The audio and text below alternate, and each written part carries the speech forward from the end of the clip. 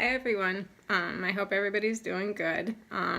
Sorry I have been away for a while.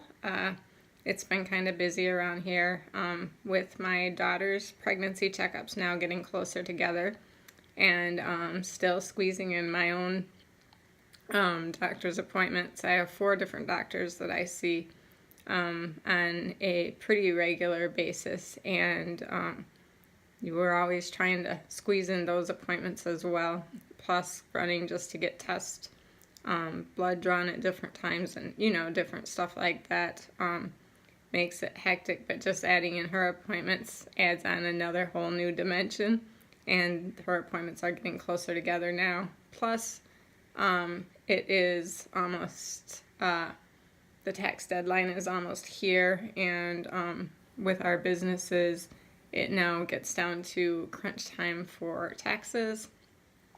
So we've been working diligently at those as well, which does take up some time too. But I just wanted to take a little bit of time today to talk about extra planning to help people get out who are on oxygen. I noticed that in a lot of groups that I am in for pulmonary groups where people are on oxygen for various reasons. It may be for pulmonary fibrosis or COPD or PAH or, just any of the different heart conditions and stuff that can make it so that people end up on oxygen. I noticed that so many of them don't get out. I see people all the time that post that they haven't been out of their house in 100 and something days, and that they wish they could go out more and get around more and do more stuff.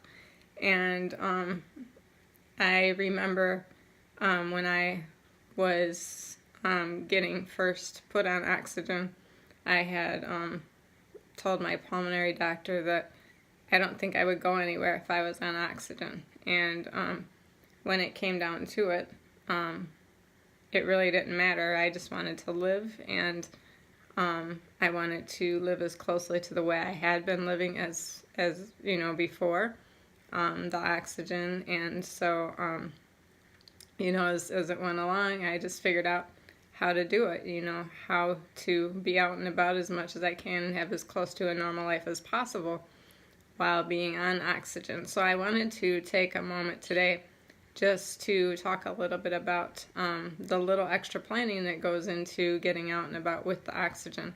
It really doesn't take much at all once you have your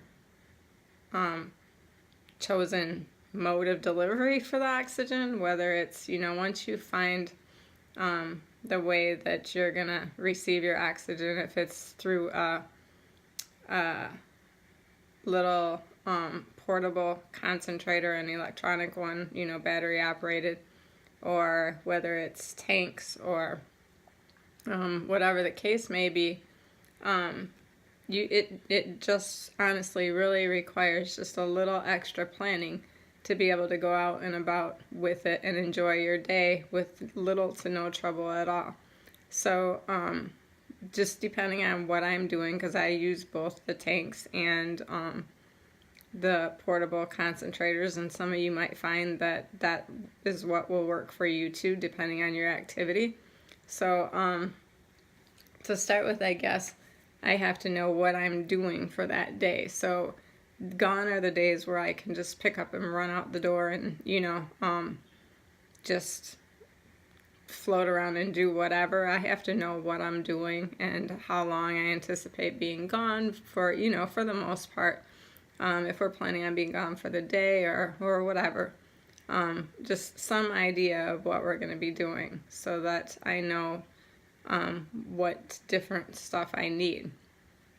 So typically a typical day out, like of shopping and just eating at a restaurant and, doing various things like that, I will bring my portable concentrator.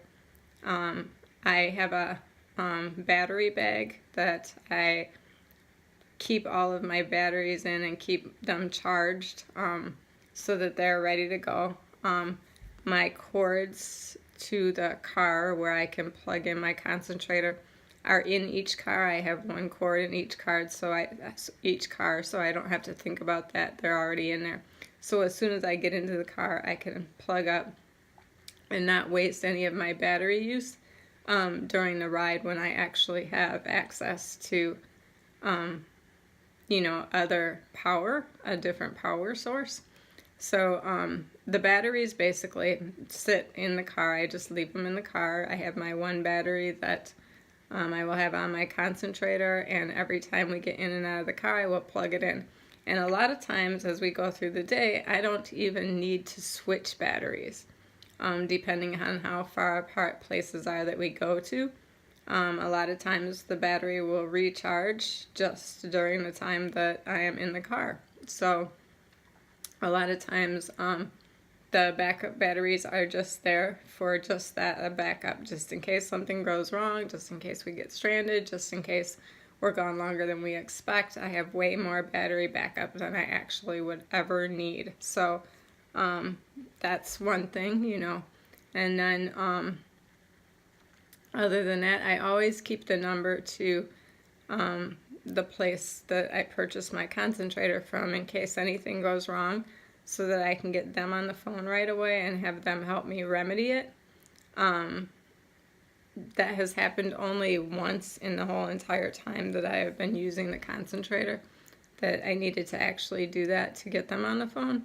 And the problem was solved very quickly and easily, and there were no issues. So I have no worries about stuff like that.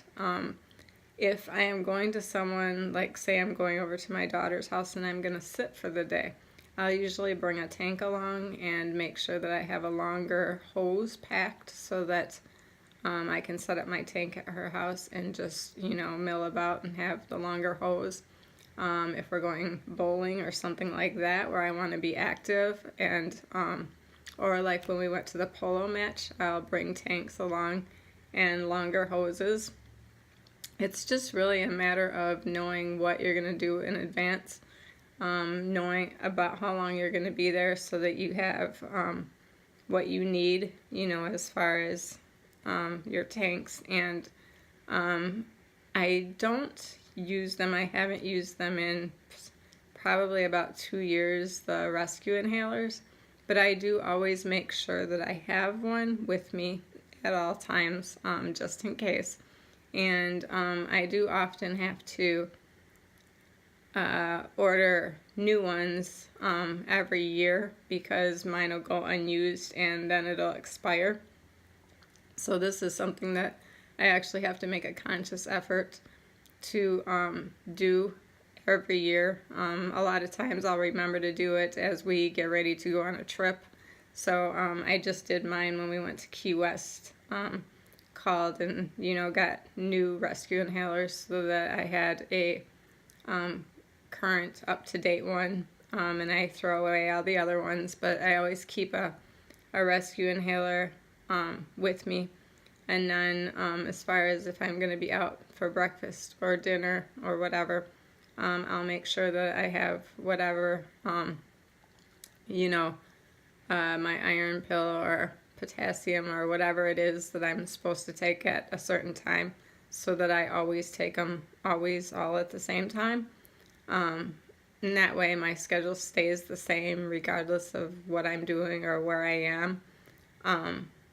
So yeah, as far as getting out with oxygen, and really if it's not the planning of the day that is keeping you inside, but instead maybe the thought of people looking at you.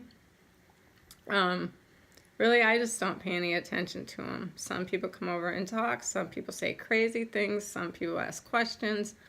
Some people just stare, And some people act like they don't see it at all. So you get all types. But in no case have I ever been,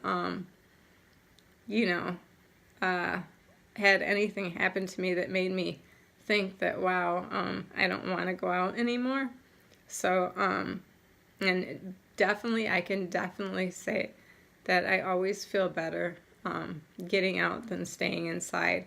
And I can't imagine being one of the people that is counting, 100 and some days or 200 days that they haven't been outside.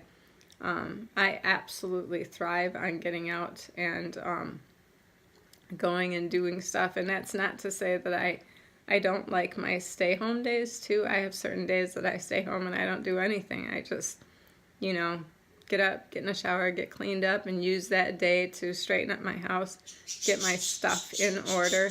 And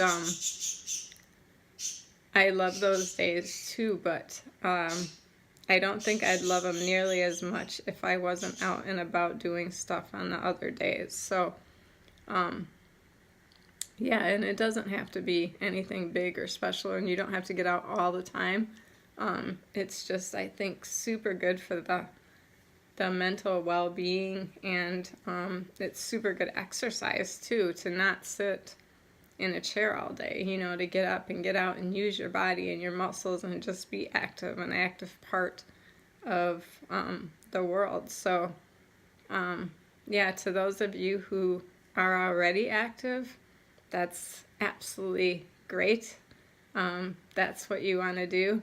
And to those of you who would like to be more active, I would definitely encourage you to get out and about. And it may feel weird getting out with the oxygen on the first few times you do it, but it won't take long. And you'll forget all about it. You won't even think about it anymore after a while. And yeah, by far, I feel like most people don't even pay any attention to it. So, yeah, and, most of you know already as far as stuff like driving and that, I do all of that too, so I can be out by myself, or if my husband's with, I do prefer that he drives, but yeah, I can get around fine either way. So yeah, I just would encourage anyone who's sitting home contemplating whether they would like to get out and about. I definitely think it does make you feel better to be out and enjoying life. Certainly makes time go by a lot faster, and definitely gets your mind off your problems. So that is my video for the day, and seems like it's timely as we get ready for the nicer weather. It's the perfect time to start and try to step out some more. So everybody take it easy, have a good one. Thanks for watching. If you liked the video, hit like, and if you're not a subscriber already, please do. Bye.